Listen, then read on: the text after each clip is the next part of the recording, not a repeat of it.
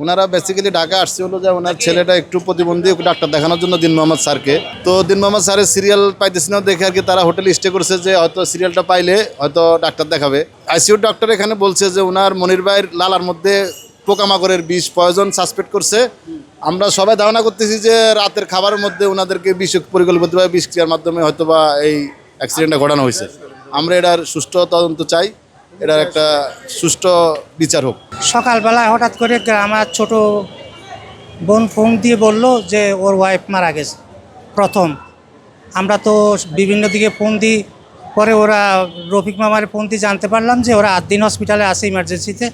ওখানে তাড়াহুড়া করে ওখানে আসলাম, আসার পরে দেখি যে মনিরকেও একটা ইয়েতে করে নিয়ে আসছে। মনির নিঃশ্বাস প্রায় শেষ পথে।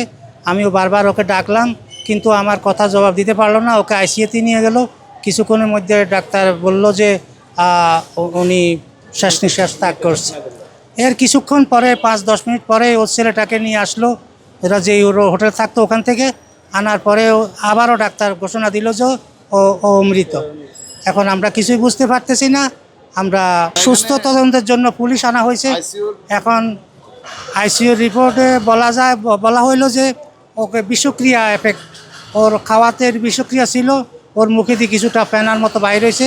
এতে বোঝা যায় যে ও বিষক্রিয়া আক্রান্ত। ভোর 6:25 থেকে 35-এর ভিতরে মনির আমারে বোন দিল যে কাকা আমরা 3 জনে রাত্রে বমি করতে করতে অস্থির, আপনি একটু আসেন।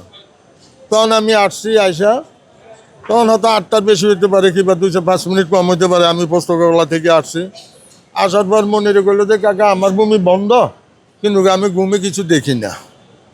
আর নাইমেরও বমি বন্ধ, নাইম শুধু কত কত করে আর কান্দে। তখন মনে করলো যে ও ঘুমের থেকে এরকম করে রাত্রে তো ঘুমাইতে পারে না, আর স্বপ্নের বমি হইতেছি।